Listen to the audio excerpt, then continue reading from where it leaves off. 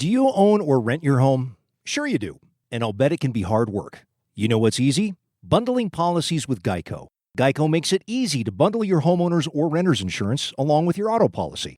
It's a good thing, too, because you already have so much to do around your home. Go to geico.com, get a quote, and see how much you could save. It's Geico Easy. Visit geico.com today. That's geico.com. All right, nice to have you with us. Giants and Cardinals coming up. We're joined by Mark Simon, Sports Info Solutions. Mark A. Simon says on Twitter you want to follow him. Mark, how are you today? I'm doing quite well. How are you? Very good. You got through the break okay? I got through the break. I got a little sleep. I am back. The stats are awake. Okay, very good. Well, we got an interesting matchup today, honestly. I've talked a lot about the Cardinals. They're kind of a cornered team. They've got to get the bats going, and it hasn't happened for them a lot this year. But they've got a very good lefty on the hill who gave the Giants trouble. And then on the Giants side, DeSclafani, you can argue, is a co-ace with Gausman. This is a good matchup. Yeah, it's a good matchup more specifically because of how good Kim was in that last start against the Giants, completely shutting them down. Start with DeSclafani and with a tidbit or two, as we always do. Coming off the national start, he was very good with his curveball, very good with his changeup, which are not his two primary pitches. He got 3 outs with each, didn't allow any base runners. Those were good. He had everything working in that start. Completely different note with him. When you combine strike throwing and out getting, his fastball slider combo ranks among the very, very best in baseball. It's in the same class, maybe not velocity-wise, but just in terms of results, as DeGrom, Wheeler, Cole, Scherzer, Rodon, Germán Marquez, Freddie Peralta, all guys that are having great years. Both those pitches have been really, really good. Whatever Brian Bannister and company have done with him and the pitching coaches have done with him certainly made it work, and he's been fantastic. With Kim, Kim was very good because the slider was good against the Giants. He threw it more. He was in the middle of a stretch of about 3 or 4 starts where he threw it a lot. He pulled back in his last start a little bit, but you're going to see a lot of sliders, and it's going to be up to the Giants and a guy like Mike Yastrzemski, who hasn't hit the slider this year, to get some hits against the sliders tonight. They didn't get those hits the last time they faced him. You talk about lefties against Kim, 162 with no homers, 6 hit by right-handers, and DeSclafani, right-handers, 165 with 3 of the 11 home runs. These guys get certain hitters out with those pitches, but the key for me is the location. And you can throw the slider as much as you want, Kim, but, boy, you better keep it down and off the edge of the plate. DeSclafani, you throw fastballs, you better have it in the right quadrant or major league hitters are going to hit it. For me, both these guys, it's location. Yeah, absolutely. And I think that's just watching, I'm thinking anecdotally back to a couple of starts that DeSclafani's had this year where he was really good on the outside corner. And keeping the ball out of the like if you look at the quadrants, essentially that middle quadrant is like a 400 batting average, 1,000 slugging percentage. So if you keep the ball out of that quadrant, you can be in better shape than not, I guess.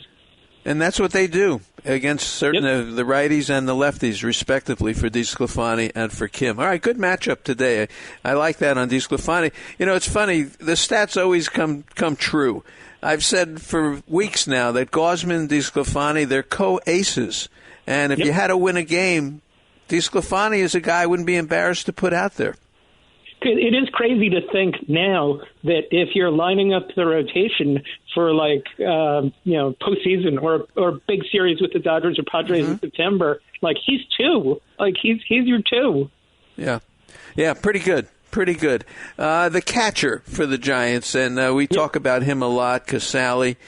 He's a number 8 hitter, Mark, and he hits with power in the 8 spot. Not easy to do. Yeah, it's so bizarre. His season is really weird from an offensive perspective. Like, he hit nothing for the first chunk of the season. Like, even that middle with Happy Zone, 400, 1,000, he was like 200, if that, and he was like 100 everywhere else. In fact, so you take from just above the knees, down. There was a point in the season he had seen 171 of those pitches, and he had one hit. Now, he had 2 hits on pitches in that area yesterday, and he has 7 since that bad spurt, that bad start up through mid-June. So, yeah, that's crazy. The other thing is just the catching numbers. When he catches, Giants pitchers are 25-6 with a 2.75 ERA and a 4-1 strikeout to walk. That's Buster in his prime numbers. He doesn't necessarily do anything really well. Everything just seems to rate all right. But the Giants pitchers seem to just pitch great when he's behind the plate. He's an athlete, and he was an all-state quarterback in Connecticut, and he was a big-time athlete, and he became a catcher, and I think that helps him here because he is very athletic. Well, I'll tell you one thing. Yesterday, and I said it, I don't want to exaggerate too much, but Lamont Wade's home run off Wainwright, that 3-run shot, was a big deal, and it just broke the game open, and, of course, Yastrzemski just closed it with his 3-run shot. Earl Weaver said it, 3-run homer's your best friend. So I knew that you were going to bring up Earl Weaver, and I actually looked for the decade of the 70s when the Orioles were at their best. I thought for sure that they would be first in 3-run homers. They weren't. They were like 5th or 6th. But the Giants are first. The Giants have 20 3-run homers this year. That's tied with the Red Sox for the most in the majors. Wow. 13 on the road, 7 at home. At home, so at Oracle Park, they've hit 7 3-run homers. They've only allowed 1.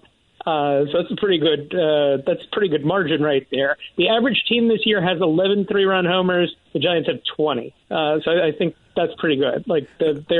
They are timing their home runs very well this year.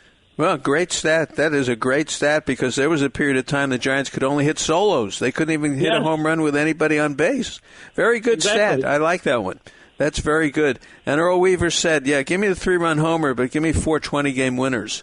And I like that better in 1971. Exactly. Really. Yep. Giants opening day lineup. And as a change, what's going on now when you look at it?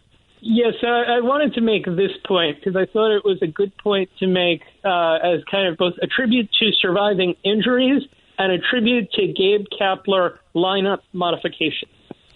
If you took the Giants opening day starters, Posey, Belt, Solano, Crawford, Longoria, Slater, Dubon, Yaz, Flores was the DH that day, those guys account for 58% of their starts this season, so less than 60. Out of all the teams in baseball, there are only 2 teams that have gotten less in terms of starts out of their starters than the Giants, the Angels and the Nationals. By comparison, the Red Sox, if you took their opening day lineup, that accounts for basically their season. Like 85% of their games, of their at-bats have come from those guys. Those guys are getting the bulk of the time. But with the Giants, it's mix and match and jigsaw puzzle, and you see it with both the hitters and the pitching staff. Guys are in, guys are out, and you get bizarre situations like Wilmer being second on the team in games played, which I thought was kind of funny. And then you get sometimes the jigsaw puzzle fits in kind of awkwardly, but it seems to fit at the end, like Jackson did yesterday in his little adventurous inning and change outing yesterday. But I just think it's a tribute to the fact that it's the full roster that's getting it done for the Giants, as opposed to a team like the Red Sox that just overwhelms you with their lineup.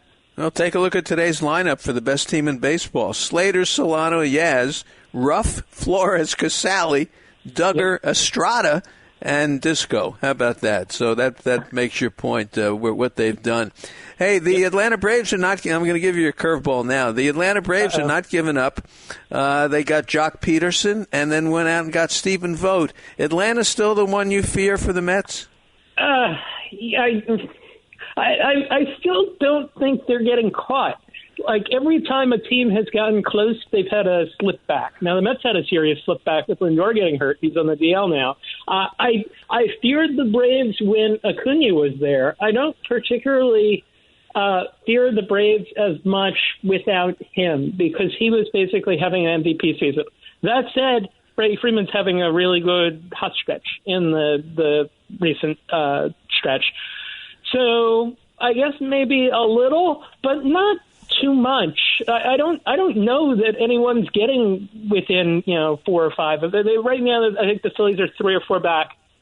I don't know that teams are. I'm going to jinx it, but I don't know that teams are getting closer than that. I just don't. I think that in the end, the Mets just have too much firepower. Now, Lindor going down doesn't help, but I think it's interesting that the Braves did that, especially with Acuna going down. They said we're going to start taking shots anyway, and they get 2 guys. And I guess if they have a 5-game losing streak, they can just flip them. But it did strike me as a little odd that they were doing that.